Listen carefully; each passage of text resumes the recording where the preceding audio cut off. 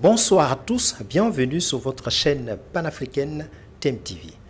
Le général Mamadi Doumbouya, après avoir évincé le président déchu, le président Alpha Condé au pouvoir le 5 septembre 2021, il a pris l'engagement solennel de tenir les élections locales et nationales le 31 décembre 2024.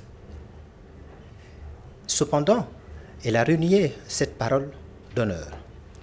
C'est pour cela, les partis politiques, dont la formation politique la plus importante, l'UFDG, ne semble pas reconnaître le général Mamadi Doumbouya comme étant le président de la transition. Malgré les condamnations des forces vives de la nation, le général Mamadi Doumbouya continue à gérer la transition comme un mandat présidentiel. La preuve manifeste, tout récemment, le MATD, le ministère de l'Administration du Territoire et de la Décentralisation, a pris la décision de suspendre et de dissoudre certains partis politiques. D'autres, on leur a donné l'autorisation d'exercer des activités politiques sous réserve de tenir le congrès, notamment celui de l'UFDG. On leur a accordé les 45 jours de tenir justement ce congrès.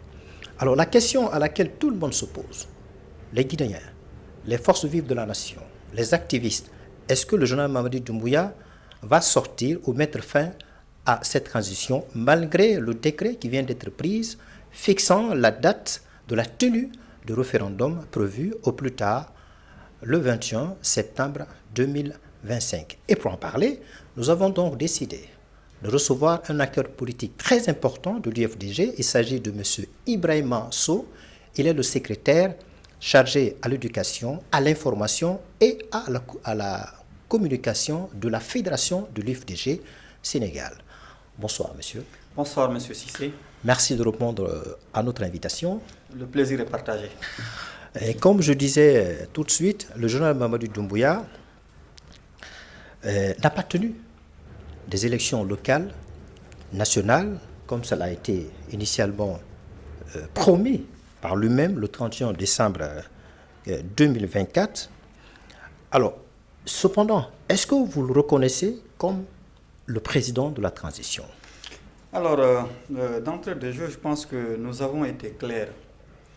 L'UFDG, avec sa coalition politique, l'ANAT, avec les autres acteurs de de l'opposition, de la société civile, réunis au sein des forces vives, a clairement fait une déclaration pour dire qu'au-delà du 31 décembre 2024, nous ne reconnaissons pas les autorités de la transition. Je pense que là, le débat ne s'oppose plus à ce niveau. Vous avez parlé tantôt du fait que le général Mamadi Doumbouya, autoproclamé bien entendu, n'est pas dans une dynamique de respecter ses engagements. Effectivement, il faut d'abord faire un petit historique. D'abord, dans la matinée du 5 septembre 2021, le peuple de Guinée et la communauté internationale a écouté un colonel plein d'ambition, plein d'engagement, qui a promis de faire une transition paisible, une transition démocratique, devant aboutir à des élections libres et transparentes. Et au-delà de ces engagements qui ont été pris, il y a aussi la communauté ouest-africaine, la CEDEAO notamment, qui par un cadre de dialogue et d'échange a réussi à mettre en place un accord dynamique avec les autorités de la transition pour s'accorder sur une durée de transition de 2 ans qui devait effectivement prendre fin le 31 décembre 2024. Alors, le fait que nous, à l'IFDG, on a décidé qu'au-delà de cette date butoir qui est clairement mentionnée dans l'accord dynamique avec la CEDEAO, nous ne reconnaissons pas donc les autorités actuelles de la transition. Certes, M. Sow, vous l'avez très bien dit, suite à votre communiqué et aussi l'engagement qu'il a pris vis-à-vis du peuple guinéen, vis-à-vis de la communauté et vis-à-vis de les institutions sous-régionales, en l'occurrence la CEDEAO. Mais est-ce que, vu le temps, est-ce qu'il pouvait respecter cet engagement-là? Parce que pour tenir cet engagement, selon le CNRD, il faut la tenue du recensement. Le recensement a vocation d'état civil, l'établissement du fichier électoral, le choix ou la désignation de l'organe de gestion. Est-ce que cet argument, selon vous, est fondé? Alors, il faut tout de suite dire que le CNRD n'a jamais eu la volonté de respecter cet accord. Et le CNRD ne s'est jamais inscrit dans une dynamique de faire une transition, en réalité. Monsieur Cissé, en une année, c'est possible d'organiser des élections nationales et des élections locales. C'est bien possible. Vous avez parlé des préalables tantôt qu'il faut réunir un fichier électoral, une constitution, un organe chargé de l'organisation des élections, la loi électorale. Voilà des éléments de base à partir desquels on peut parler d'élections. Mais quand on prend le 5 septembre, du 5 septembre au 31 décembre 2024, est-ce qu'un seul de ces éléments a été mis en place? Nous n'avons ni une constitution, ni un fichier électoral, ni un organe en charge de l'organisation des élections, encore moins une loi électorale. Est-ce qu'il y avait la volonté? Non. Et pourtant, c'est bien possible. C'est bien possible. Nous ne sommes pas une population de 100 millions, de 200 millions d'habitants. Nous sommes une population de 12, maximum 14 millions d'habitants. Et le col électoral guinéen ne peut aller au-delà de 5 millions.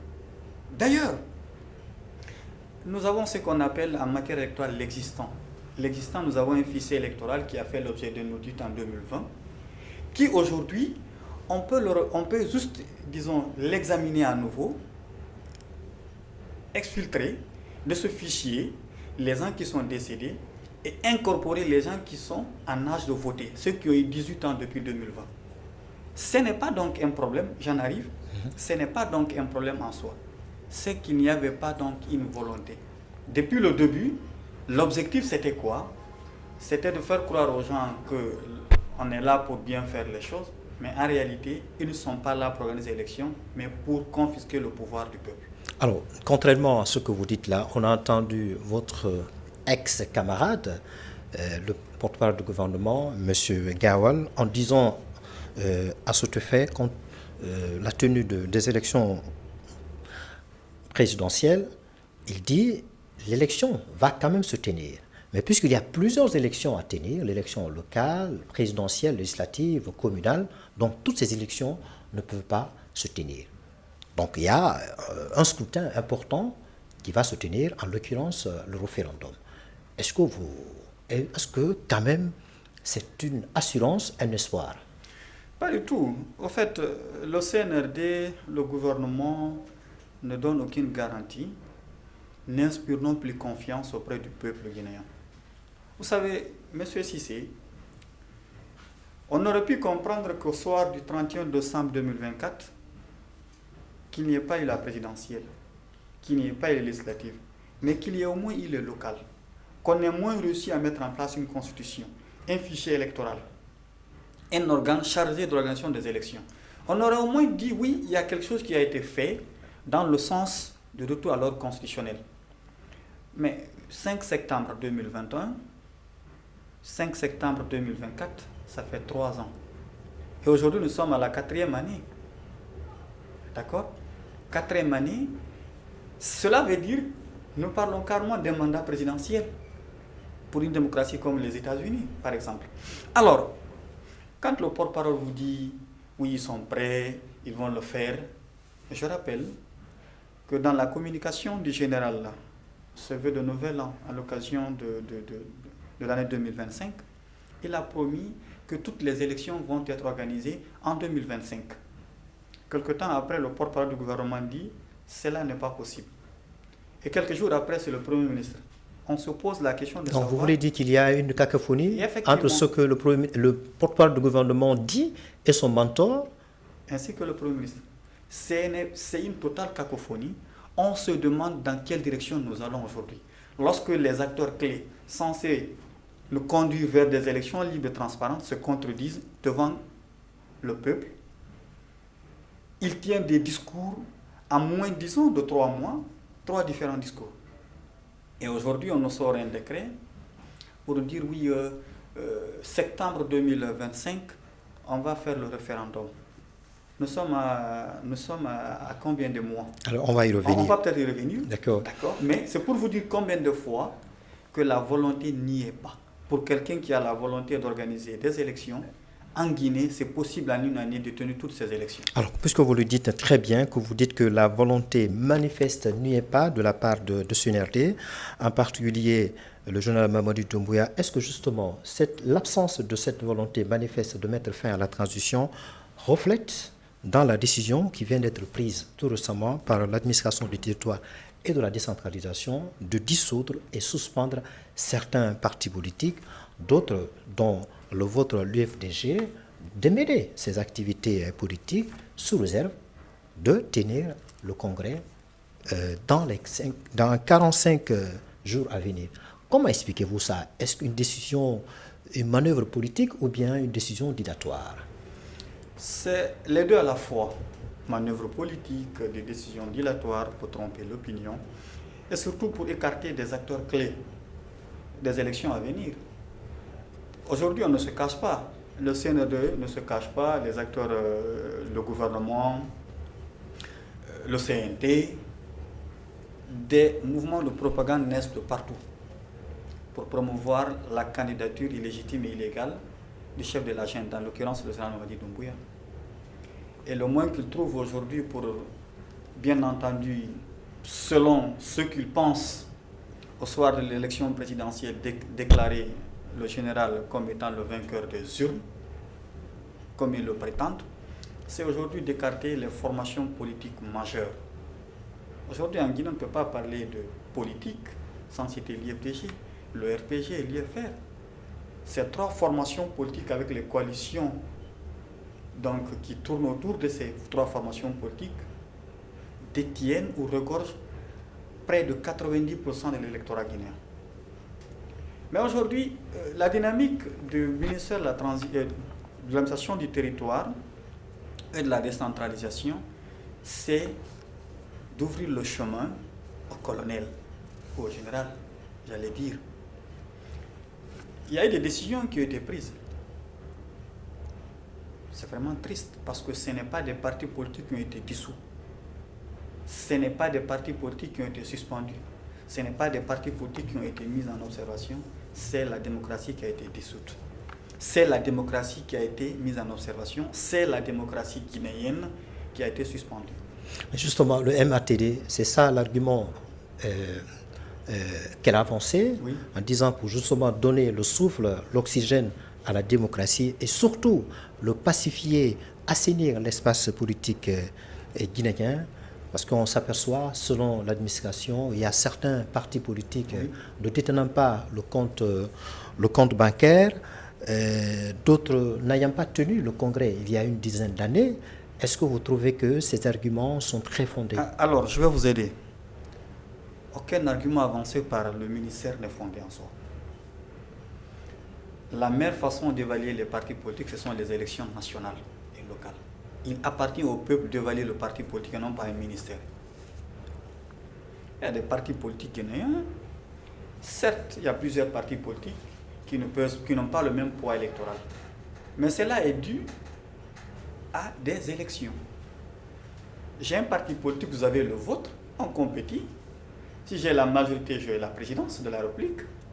Une façon d'évaluer. On a des partis politiques, on décide d'aller à des élections locales. Il y a combien de postes à pourvoir pour les législatives, par exemple, au niveau de la liste nationale, au niveau du scrutin uninominal, par exemple. Là aussi, les partis compétissent. Les partis les plus forts prennent la majorité. Et les partis les moins forts ont des sièges. Et ceux non plus qui n'ont pas donc un poids électoral considérable ne siègent pas au niveau du Parlement. Cela veut dire tout simplement que c'est un processus d'évaluation fait par le peuple et non pas par un ministère. D'ailleurs, est-ce que c'est normal qu'un régime qui a fait un putsch évalue des partis politiques au nom d'une démocratie? Comment est-ce qu'on peut nous parler de démocratie? Comment est-ce que le général Doumbouya est arrivé au pouvoir? Alors, parlons de ces justement... A-t-il été élu? Permettez-moi d'aller juste au bout. A-t-il été élu? A-t-il bénéficié de la confiance du peuple? A-t-il reçu le mandat du peuple pour le faire? Non. Il a pris la décision de prendre le pouvoir. Et aujourd'hui, le CNRD utilise le ministère de l'aménagement du territoire pour créer des ennuis à des partis politiques, dont l'IFDG. On nous demande à nous, à l'IFDG, d'organiser notre congrès dans 45 jours. Au même moment, le tribunal de Dixine, le tribunal de première instance de Dixine nous dit, vous suspendez votre congrès jusqu'à ce que nous prenons une décision définitive sur le différend qui vous oppose à un des anciens militants du parti. Alors la question qu'il faut se poser aujourd'hui, entre la décision du tribunal et la décision du ministère, laquelle doit être prise en compte? Dans tous les cas, nous à l'IFDG, on a pris la décision de reporter notre congrès. Parce qu'on l'avait prévu pour le 19 et le 20 avril de ce mois. Mais compte tenu de ce qui se passe, nous avons besoin de nous préparer. Des militants, des responsables du parti de l'étranger doivent prendre part. Et compte tenu du temps qui nous reste, on a décidé pour le moment de reporter le congrès. Alors, ce report pris de façon consensuelle, certainement au sein de l'UFDG, est-ce que cela ne va pas porter entorse à la décision prise par MATD de tenir rapidement les élections, le congrès, j'allais dire? Mais vous avez évoqué la décision prise par le tribunal de suspendre ce congrès-là et au même moment, la décision de MATD, certes, d'exercer les activités politiques, oui, mais à condition de tenir le congrès rapidement dans les 45 jours à venir. Est-ce que derrière ces différentes décisions respectives, est-ce qu'il y a probablement la main de Gawat derrière? Écoutez, d'abord posons-nous la question de savoir est-ce que nous sommes dans un état sérieux. Un état, une justice vous demande de suspendre votre congrès. Et un ministère vous dit, vous avez un délai de 45 jours pour vous conformer. Cependant, l'IFDG est la formation politique qui remplit beaucoup plus les conditions. Mais très malheureusement, nous sommes aussi la formation politique la plus forte, la plus implantée, la plus dynamique, la plus loyale à son président. Raison pour laquelle il faut trouver des stratégies politiques, quitte à passer par la justice, quitte à passer par le ministère pour nous faire porter des coups, pour nous désorienter sur notre combat politique. Que ce soit maintenant Ousmane, le CNRD ou quelques-uns d'autres qui sont derrière, de toutes les façons, nous sommes convaincus qu'à l'IFDG, il y a un complot savamment orchestré pour déstabiliser l'IFDG et pour nuire à l'image de son président. En l'occurrence, c'est la Cellou Dalein Diallo. Alors, vous avez pris votre décision conformément au statut, au règlement de l'IFDG, oui, de reporter justement la tenue de ce congrès-là. Mais la dernière décision au niveau national revient à MATD.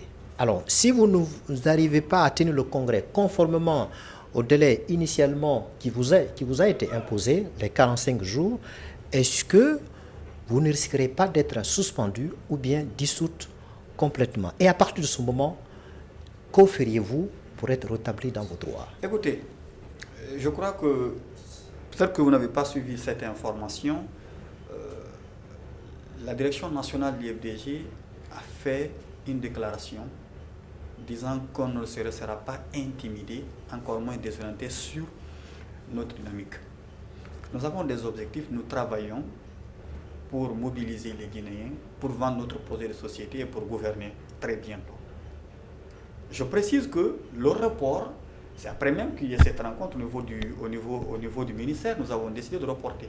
Parce que l'IFDG n'est pas gouverné par des textes que d'autres façonnent ailleurs. L'IFDG est gouverné par ses propres textes. Le statut et le règlement intérieur. Et le congrès de l'IFDG concerne les responsables, les militants du parti. Vous qui n'êtes pas militant de l'IFDG, vous n'êtes pas concerné par le congrès. Le ministère n'est pas concerné par ce... Ils ne vont pas prendre part au congrès. D'accord? Et d'autres entités, fut-elles politiques ou autres, ne sont pas concernées. C'est un congrès pour les militants de l'IFDG. Alors, pour terminer cet aspect concernant la tenue du congrès, et pour cela, on a entendu certains responsables de la fédération de l'UFDG de Zérékoré auraient pris la décision en demandant modestement au président d'accepter, et aussi certains responsables de l'UFDG, oui, d'exclure et de réintégrer certains responsables politiques qui ont été exclus, notamment Gawal, pour faciliter la tenue de ce congrès. Ils ont demandé dans la même veine à ce que Cellou accepte d'être le président d'honneur. Oui. Est-ce que cette information, elle est vraie? Si elle est vraie, quelle est votre position par rapport à ça? Alors, je précise déjà que cette information n'a pas de fondement. C'est tous dans la même logique de ce que je vous disais. Il y a tout un complot derrière pour chercher à déstabiliser l'IFDG. Parce que pour le CNRD, le seul obstacle politique qu'ils ont en face, la seule force inébranlable qui est en face pour qu'ils obtiennent ce qu'ils veulent, notamment la confiscation du pouvoir, c'est l'IFDG, c'est Cellou Dalein. Il faut passer par tous les moyens pour créer des histoires à ce parti.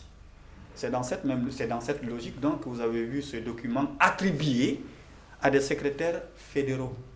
Heureusement, depuis le matin, il y a plusieurs secrétaires fédéraux qui sont désolidarisés en faisant des écrits pour dire qu'ils n'ont pas été informés, encore moins associés à la rédaction de ce courrier, de ce document, appelé mémorandum.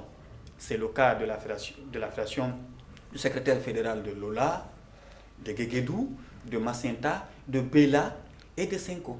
Tous ces secrétaires fédéraux ont fait des écrits pour dire qu'ils n'ont pas été associés et donc ces documents ne les engagent pas. Ils ont surtout réitéré leur loyauté au président Cellou Dalein et leur ferme volonté à continuer le combat au sein de l'Union des forces démocratiques de Guinée. Ça, c'est un élément important qu'il faut préciser.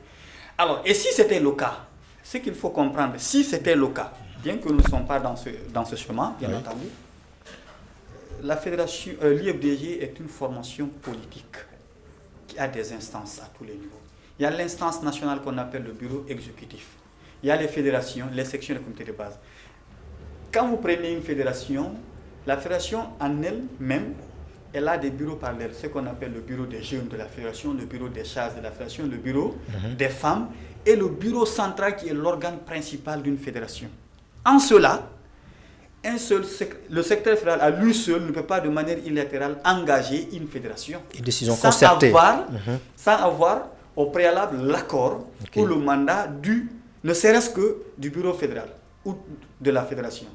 Heureusement que nous ne sommes pas dans ce contexte pour poser ce débat, bien entendu. Ce qui est clair, c'est quelque chose qui a été savamment fait dans l'optique de déstabiliser l'IFDG. Très malheureusement, ils sont passés à côté, comme tous les autres coups qu'ils ont tentés qui n'ont pas été payants. Alors, pour terminer rapidement, vous l'avez rappelé, au moment de la tenue de son allocution, le général Mamadou Doumbouya, de Nouvel An, le 31 décembre 2024, il a promis que cette année 2025, en effet, va être une année électorale. Et en partie, il a respecté son engagement en fixant tout récemment, en prenant tout récemment un décret fixant la date de la tenue du référendum prévu au plus tard le 21 septembre 2021.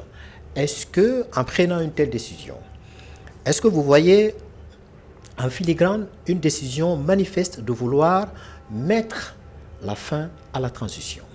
Alors, d'abord, je ne suis pas d'accord avec vous quand vous me dites qu'il a respecté son engagement. Dans son discours de Nouvel An, il avait dit dès le premier trimestre. Le décret a été pris quel jour? Je crois que c'était le 1er avril. Est-ce que cela respecte le premier trimestre? Le premier trimestre, en ce que je sache, ce qu'on m'a enseigné à l'école primaire, c'est janvier, février, mars. D'accord? Donc l'engagement, comme tous les autres engagements, n'ont pas été respectés. 6 mois. Oui. On dit premier trimestre. Ça fait 3 mois. 3 mois, oui. On n'a pas dit semestre. Très bien. Alors,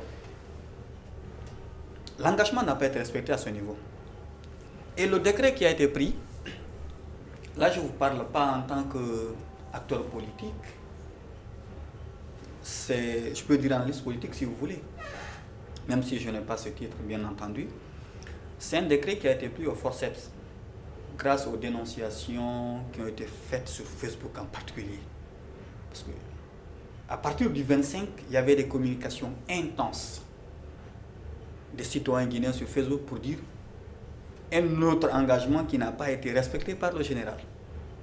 Un décret a été pris pour dire que le 21 septembre, je crois, le 21 septembre, on va organiser le référendum. Et nous avons combien de mois qu'il nous reste? Combien de mois il nous reste seulement? Monsieur Sow, est-ce que c'est pas... Oui, allez-y. Permettez-moi, il nous reste avril, mai, juin, juillet, août, septembre. On n'a pas encore la Constitution. On n'a pas encore un fichier électoral. On n'a pas encore une loi électorale. On n'a pas encore décidé de l'organe en charge de l'organisation des élections.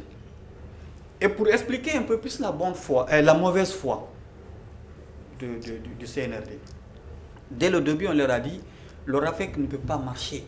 Même pour les pays développés, pour mettre en place l'ORAVEC, le recensement à vocation d'état civil, ça prend parfois des années. Même pour les États qui sont développés, qui ont des moyens. À plus forte raison pour un État qui attend d'être financé pour pouvoir mettre en place ce projet. On leur a dit que ce n'est pas possible. Ils ont dit non, vous êtes des acteurs politiques, vous êtes pressés. On nous a traités de tous les noms d'oiseaux. Mais aujourd'hui, qu'est-ce qu'on nous dit? Récemment, on nous dit, on met l'ORAVEC à côté, on va faire recensement biométrique pour aller un peu plus rapidement. Alors, la question qu'il faut se poser, est-ce que même cette date, elle est tenable, compte tenu des préalables qu'il faut mettre en place? Il faut être objectif, mon cher ami. Il y a des préalables qu'il faut mettre en place que j'ai déjà énoncés. Est-ce que c'est possible de le faire maintenant? Surtout lorsqu'on sait un peu cette manipulation politique qui est là derrière. C'est beaucoup plus un décret pour calmer la grandeur populaire, d'accord, pour moi, qu'un décret qui vise bien entendu à mettre en place les choses telles qu'elles doivent se faire. Attendons de voir ce qui va se passer très prochainement, parce que quand on dit il y a un décret, il y a tout de suite des activités qu'il faut dérouler par rapport au processus électoral. Voilà, justement, voilà. Et deux questions rapidement, qui va sortir d'une seule question, une pierre deux coups. Alors, malgré ces maillons faibles de ce processus pour la tenue du référendum, est-ce que vous voyez entre-s'ouvrir l'éventuelle candidature de Jean Mamadi Doumbouya, justement soutenue par les dispositions, ou bien dispositions qui seraient insérées dans cette nouvelle constitution, parce que là-dessus, on a entendu le général Amara Kamara dire qu'à l'image de tous les citoyens guinéens, il a le droit de porter sa candidature de la même manière, Baouri l'a dit, et de la même manière, Gao l'a dit. Et je vais plus loin, si ce scrutin auquel vous tenez pas, vous ne croyez pas à sa tenue, si le scrutin arrivera à se tenir à cette date échue, le 21 septembre 2025, est-ce que tout de même, vous allez devoir mener une campagne de dissuasion pour empêcher vos militants et sympathisants de voter contre ce projet de la nouvelle constitution? Alors, ce qu'il faut dire, déjà, je ne pense pas qu'il y ait un doute sur la candidature prochaine du général. Bien entendu que lui, il ne s'est pas encore prononcé, mais on sait comment ça se passe en Guinée. On commence par les petits quelqu'un, ensuite les grands quelqu'un, si je peux me le permettre. Et au fur et à mesure, un jour, il va dire oui, je suis candidat comme tous les autres Guinéens qui peuvent candidater. Mais même récemment, on a suivi le ministre des Affaires étrangères, Maurice Sanda, dire qu'on ne peut pas aller chercher notre candidat, on a déjà un candidat, et c'est le général Mamadi Doumbouya. Que dire de ces mouvements de propagande qui fleurissent partout, dans tous les coins du pays? Un ami vient de rentrer de la Guinée, il m'a dit que tu ne peux pas faire 5 pas, 6 pas sans voir la photo du général. Sommes-nous maintenant dans un royaume? Tous ces éléments s'inscrivent dans une logique de cautionner la candidature du général Mamadi Doumbouya. Alors, la deuxième question, rapidement, oui. Alors, est-ce que nous allons participer? Tout à fait. C'est ce que vous demandez. Par rapport, est-ce que nous allons mener une campagne de dissuasion plutôt pour le référendum? C'est très tôt, mon cher ami. On n'a même pas vu la Constitution. Avez-vous vu la Constitution? Vous l'a-t-on présentée? Savez-vous ce qui est inscrit là-dedans? Avez-vous, y a-t-il eu un recensement? Y a-t-il eu un organe d'organisation des élections? Avons-nous une loi électorale en ce moment? Voilà des éléments fondamentaux qu'il faut mettre en place pour qu'on puisse apprécier, au-delà d'être politique en tant que citoyen guinéen, pour dire oui, voilà ce qu'il faut. Est-ce qu'il faut maintenant parler du référendum? Même si des rumeurs courent de partout, comme quoi ils vont insérer la candidature indépendante. pour trouver un chemin, trouver une faille au général pour qu'il soit candidat. Mais nous, à l'IFDG, nous les attendons de pied ferme. Ce qui n'a pas été accepté pour le président Moussa Dadis à l'époque, ce qui n'a pas été accepté pour Alpha Condé, on ne va pas l'accepter non plus pour Mamadi. Mamadi n'est pas plus guinéen que Doumbouya ou Alpha Condé. Alors, ce qu'on n'a pas accepté pour les putschistes précédents, et Mamadi n'est pas plus guinéen que les autres, ce qui met fin à notre l'entretien que j'ai eu avec M. Ibrahima Sow. Merci d'avoir été notre invité sur notre chaîne TMTV. Merci à vous, M. Cissé. Alors, les milliers de militants et sympathisants de tous les partis politiques, aussi bien au Sénégal qu'en Guinée, nous avons eu le plaisir, l'honneur de recevoir M. Ibrahima Sow. Il est le secrétaire chargé à l'éducation, à l'information et à la communication de la fédération de l'UFDG. Vous l'avez entendu, en substance, il n'accorde aucun crédit. Et ce délai qui vient d'être pris par le général Mamadi Doumbouya concernant la tenue du référendum n'a aucune base légitime, n'a aucune base légale. Voilà la position exprimée par ce responsable, pas le moindre, de l'UFDG. Merci de nous avoir suivis sur votre chaîne panafricaine.